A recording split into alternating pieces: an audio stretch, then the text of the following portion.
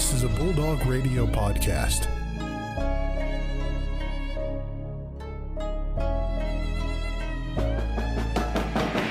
The Ferris State Bulldogs have upset the nation's #2 ranked team. Wide open. Taylor is going to take this one to the house. Touchdown Bulldogs. Hello, everybody. Welcome to the Most Valuable Sports Podcast. Brandon Worth, Joe Nagy bringing you a banger of an episode today. A little shorter than normal, you might have noticed, but we have an absolute packed schedule this weekend, especially with Ferris State Athletics here. I'm headed to Saginaw as this episode's being released. Joe is getting off to his busy day, and we're all over the place having a good time. It's a tough one. Yeah, and especially on these road conditions, I mean, it's pretty crazy. Worse. Yeah, dude, it's so bad. I didn't even go to class yesterday because the roads are so bad. I didn't want to have my little Nissan Altima get T-boned by a big old truck going through an intersection because it can't stop or something like that. But yeah, a little bit shorter episode because, I mean, schedules for us are just kind of prohibited doing our regular episodes and stuff like that, but still going to be a good one for you guys as always. It is going to be a great episode as we'll get into the Ferris State rundown here in just a minute. But first of all, we want to thank you guys for making this show special. Some of you have already heard as well over the last couple of weeks. We are getting aired on WBRN, and that is official this weekend. So make sure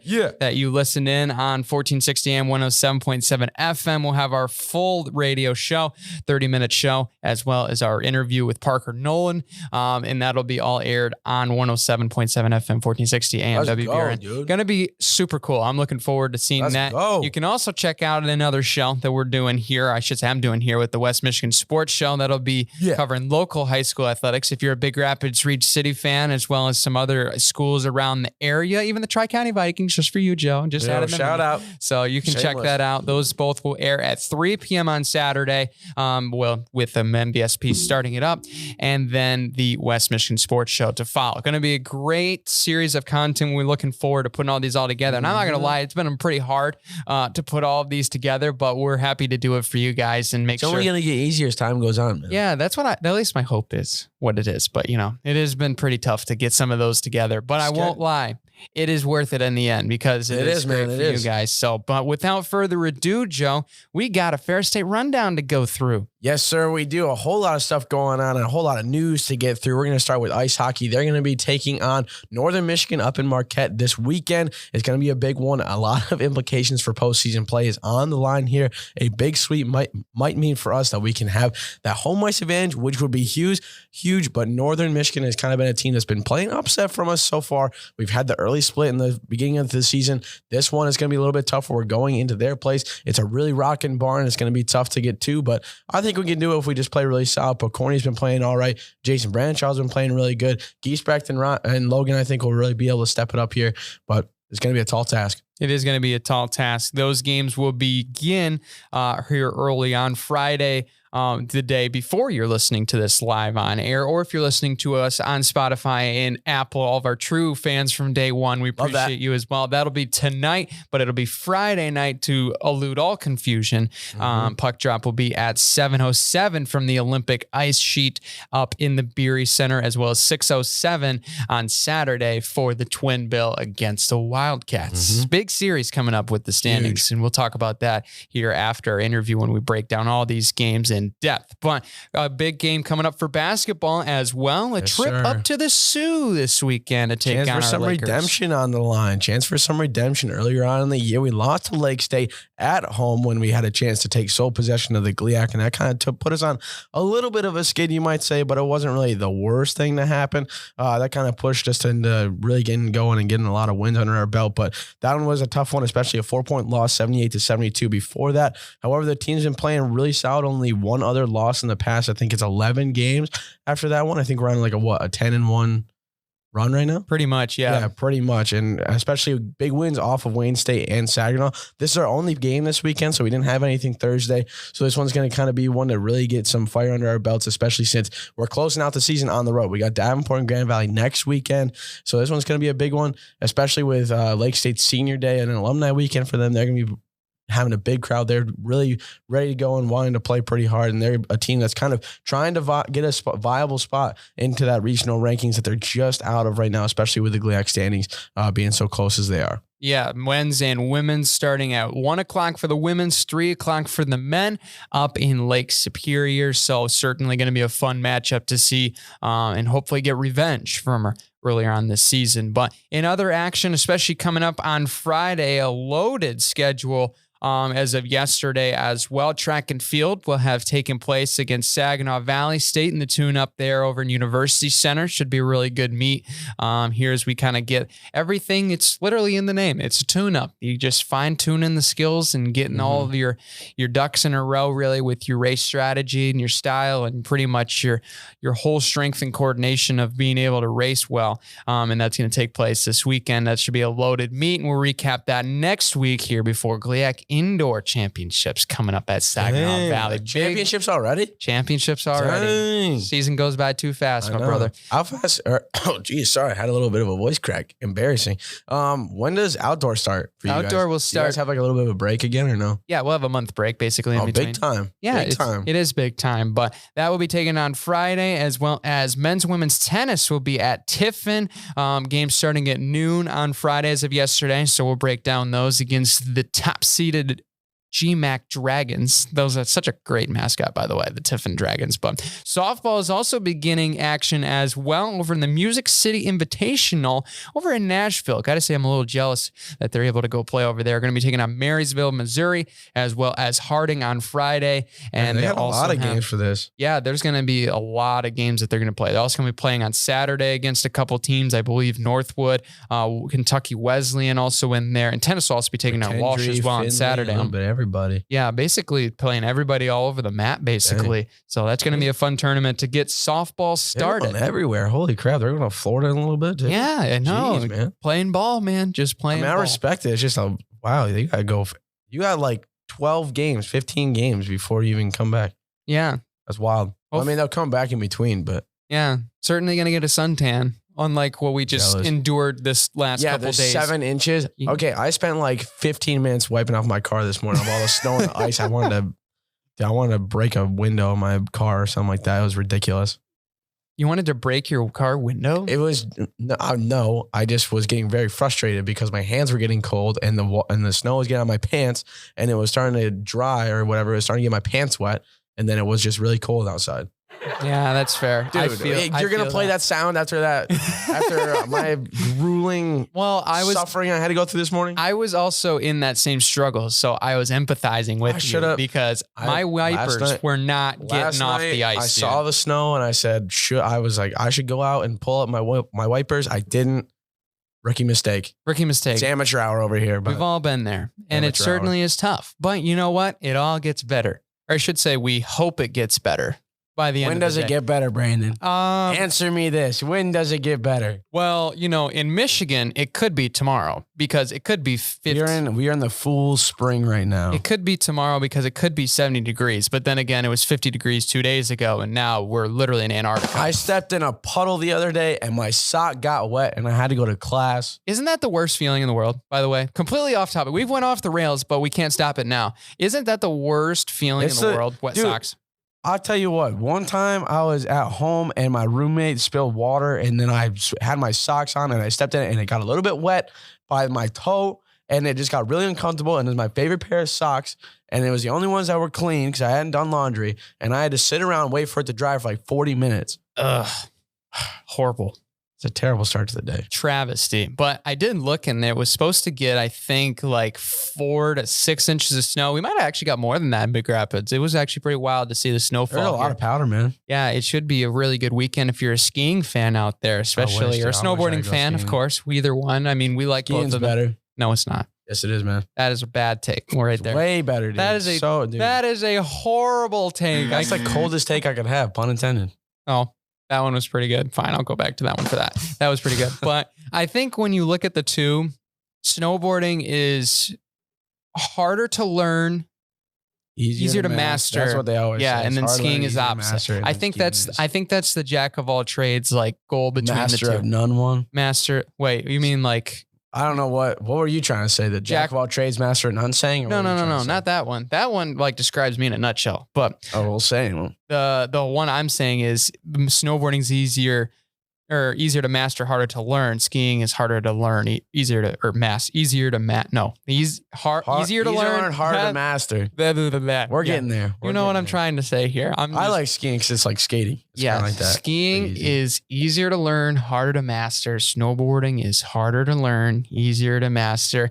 We did it. There we go. We did I finally got through it. Anyway, we got the rest of a show to get through here. We're talking March Madness. Speaking of winter coming up, it's almost March Madness, believe it or not, everybody. We are getting into the thick of it. I mean, we got some teams that we are looking at watching, and I think there's a lot of teams on this list. And I'll be honest, like after the last couple of games, I'm fading Purdue. I'm not a big Purdue guy no more. Yeah, I'm not gonna lie. Purdue's starting to become a fake team for me. They're playing a little bit too sloppy right now, and now they've lost 2 in a row against unranked teams. And that's a little bit alarming. You lose to Maryland as well as Northwestern. And I think that we're the team that nobody could stop. And then Maryland stopped them in their tracks in that second half. And they just blew the brakes off them, it seemed like, at that point in the game. But, I mean, really, you looked at the last couple of games that they've played. I mean, especially that Purdue game the Indiana game against Purdue was one that I was watching. Indiana looks like a team that I'm honestly looking at. Yeah. I didn't think I'd be looking at this Indiana team as a team to watch, but Trace Jackson Davis is having a senior campaign for the ages. And I think that's something that needs to be addressed. And I think that when you look at Indiana, especially for the last couple of games they've played good basketball. I mean, they lost to Northwestern in the last recent matchup. Obviously, Northwestern is playing their best basketball right now too. Yeah. But you look at beating Michigan in a tough game. You talk about beating Rutgers. You talk about beating Purdue. They've played great basketball. They've beat the brakes off of a formerly ranked Ohio State team and a Michigan State team as well. So I think you look at this team and you're like, yeah, they're that good. This is one of those teams where they could finish the season red hot, finish well in the Big Ten tournament, and you're looking at them as a potential 5-6 seed, and you're like, I don't know if I want to play that team because they are good defensively. You're talking about Purdue right now, right? I'm talking about Indiana. Okay. Indiana's one of my team to watch, Joe. I know, but I didn't know if you went back to Purdue or whatever because you said 3 out of the last 4, and then Purdue lost 3 out of the last 4 to unranked opponents. Right. I guess Indiana was ranked, but yeah, that one was wild. One team I'm also looking forward to see if they have like a downfall near the end is Alabama. Oof.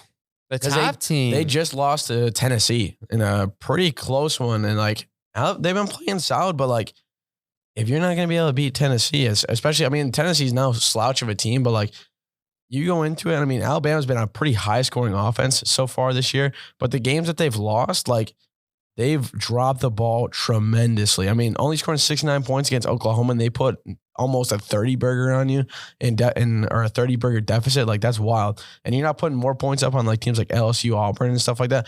Granted, the SEC, I feel like has gotten a lot better in the past few years, but Alabama has been struggling with trying to get over that hump of getting a lot of points against teams that are like kind of middle of the road, I guess, because like against Florida, you're putting down 97, which is needed, but then you don't even reach 60 against Tennessee.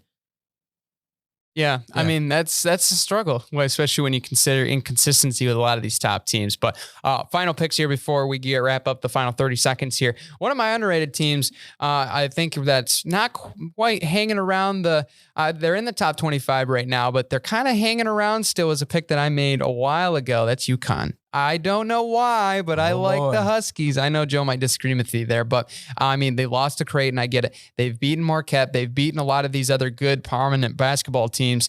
And I think that they can really find themselves in the driver's seat. I don't know why. This team is very gritty. And any game that they lose is in a tight game that they should have won. And I think that gives me a lot of confidence going into March with. And I think that they have a lot of talent on that team across the board. I think that they have a lot of great players that can make this team even better. So I think when you see that team, and I mean, especially when you look at a lot of their leading scorers, I think that there's a lot of depth on the guard side. And I think that they can move the basketball and they can play a lot faster pace here. Yeah. I believe it. Tennessee's going to be mine because they're a team, 2 bad losses against unranked opponents against Missouri and Vanderbilt. Come in, big win over Tennessee. I think they can start the roll and get this thing rolling. Absolutely. And I think one team that we could probably, maybe even 2 teams we could rule out. No, I'm not going to rule out 2 teams. One team we can rule out probably right now, Joe.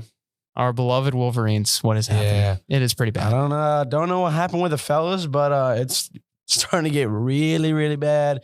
really, really fast. Yeah, right now we're 14-12. That's not bad, but it's not good for Michigan standards. Not at all. Like they're talking for Juwan to be fired. That's what a high standard looks like when you see some of those teams. But I mean, you look at the Big Ten as a whole, like it's pretty good, but it feels like it's fallen off. Excuse me. It's fallen off way more than what we've seen before. Because I mean, I would agree. Past 2-3 years, I mean, the years that we've done the podcast and then like the preview for March Madness, it seems like there's usually like 10 teams from the Big Ten in the tournament. Yeah. And this year, maybe 3-4. Like Purdue, Northwestern, Indiana, Maryland will probably make the tournament. Yeah. Maryland's a maybe. Maryland probably will make the tournament. The top three will definitely make it because they're ranked. Yeah. So the teams that I see making the tournament right now, and I would love to see if Katz's rankings would agree with this, but I'll look those up in just a minute. Purdue, Northwest, Indiana, or Northwestern, Northwest. Purdue, Northwest is D1. Big Ten? What? Anyway, Purdue, Northwestern, Indiana, Maryland, Iowa, Illinois, I think all have a good chance of making it. Michigan State, Rutgers are probably right about on the bubble, but I think that neither of them should have trouble getting in if they finish out the season strong. Wisconsin, Michigan, and Penn State all have a little bit of trouble and a lot of work to do. But I think when Michigan needs to win out, is what it is. I think because you look at Michigan, they got those bubble teams right in a row, right? Tomorrow's Michigan State, Rutgers, Wisconsin, literally all three of them right there. And then you got to go at Illinois and then at Indiana to finish the season. So I think realistically, Joe's right. I think your best chance is to win out. Now, if you do, you got it locked in. Yeah. I feel like. I think if you can't win out, I think we have to see where Michigan State and I think Wisconsin end up. I think when you look at these teams, Penn State had the better resume, but now they've went on a bad skid. So now that they've lost their momentum, I think when you see those teams, I think we're watching Michigan State to see how they're doing. And I think we're watching Rutgers as well. And not just because they're the two teams ahead of them, because Michigan State is a team that could make the tournament. But really the main issue is, their schedule down the stretch is a little bit easier. So I think when you see cake schedule, because you got Indiana, but you're at home. Remember that. Now, obviously you're going to Breslin at home is like ridiculous. Well, no, Breslin at home is ridiculous. Yes. Michigan State's going to then go at Iowa, who's a tougher team to play on the road, but not like Iowa isn't necessarily the hardest place to play in comparison. They do have to go to Nebraska, but Nebraska is not that great of a team this year. And then they finish off with Ohio State. So that's an easier schedule. And a postponed Minnesota game. Which they would have absolutely clobbered them, or should have, I should say. You never know at this point with the way that the Big Ten's gone. But I think when you look at those two teams, or those teams right there, I think you look at Michigan has a better chance to bump the resume than Michigan State, but Michigan State already has a better resume than Michigan.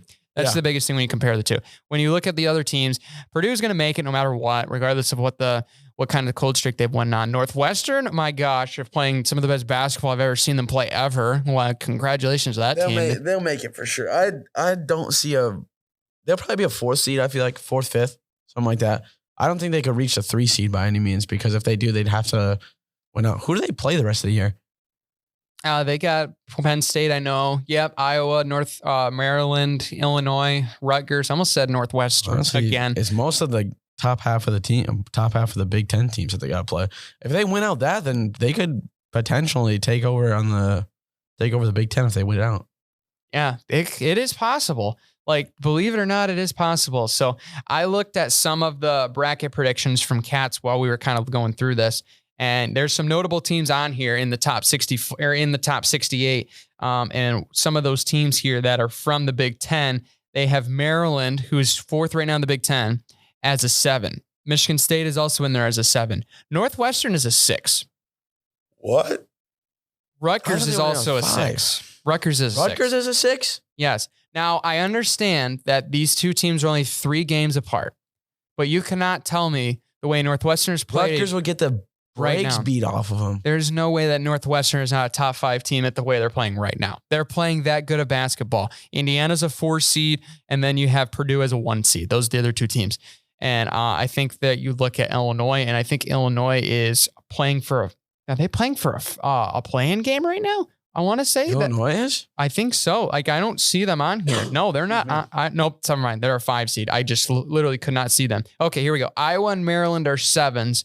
And though I think those two are the last Big Ten teams to get in, because I believe they have two ACC teams as Clemson and Wake Forest as the two final spots for the play-in games. So right now, that's where the cut is. Right there is you have Maryland, and then you have that's the cut is Maryland and Iowa. So they got to get up to that level of Michigan State, which Michigan State is also a 7 seed. So I mean, that necessarily can say that Rutgers is the first team out and Michigan is the next team out as well. So that's kind of like the full like guts of how that could look necessarily in difference. But Big Ten's got 8 teams potentially in. There was rumors that there could be up to 10 when Ohio State and Penn State were playing well. And then obviously Michigan was in the conversation and nobody heard of Northwestern yet.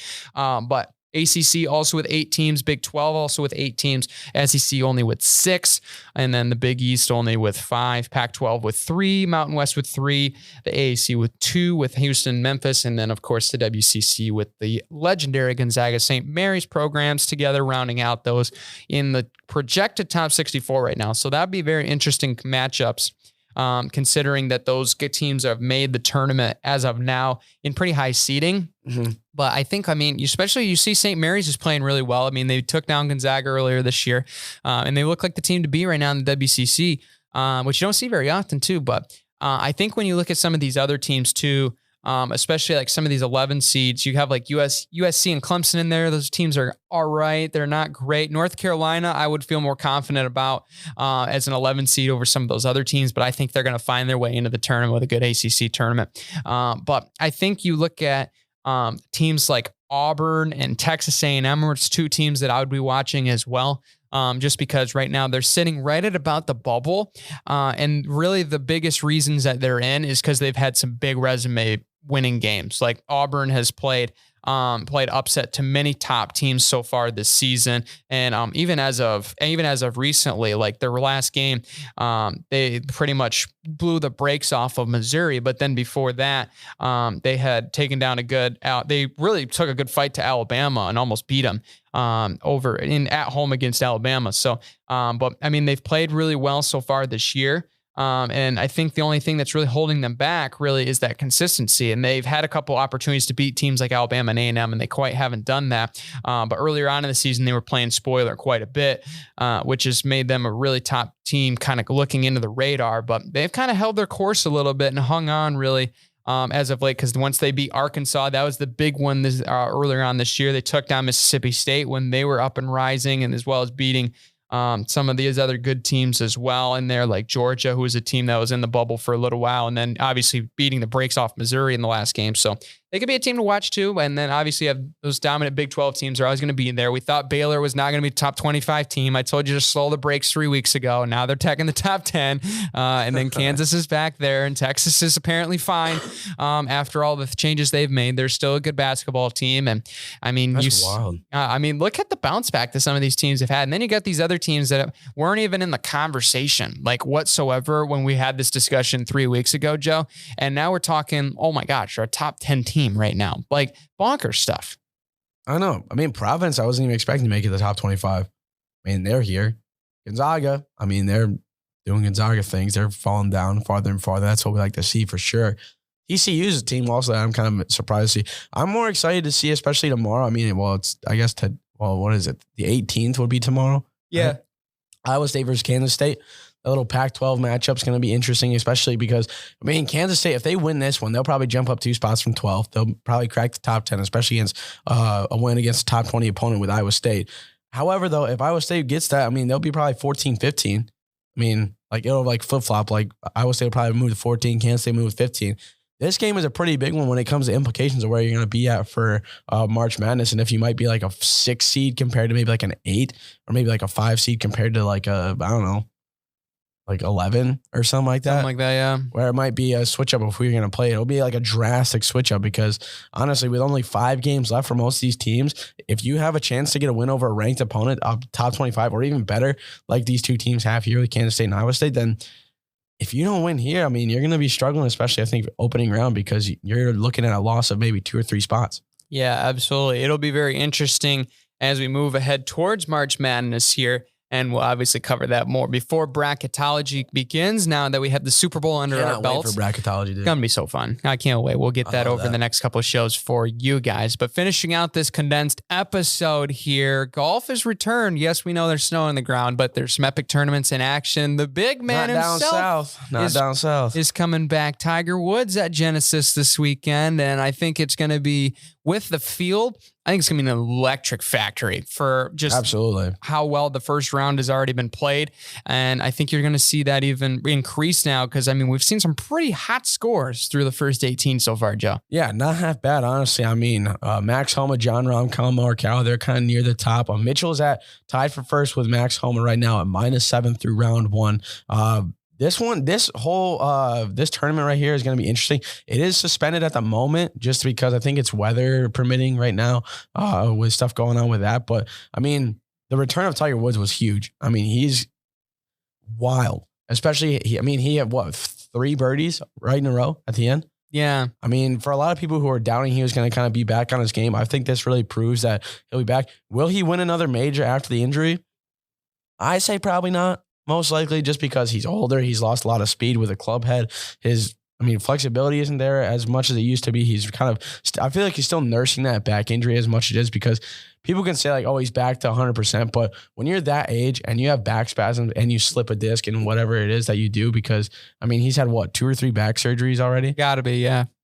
You're going to be struggling anytime. And especially when you got to go up against guys like John Rahm, who can bomb at 320, Max Homa, who's lethal from inside, Colin Morikawa, who's small but can hit it 310, 320 as well. Like, you're trying to basically play catch up against a lot of these guys. He's still good. I mean, he's still bombing at 300 yards, but that 20-yard difference between, a short par 4 or something like that or anything like that.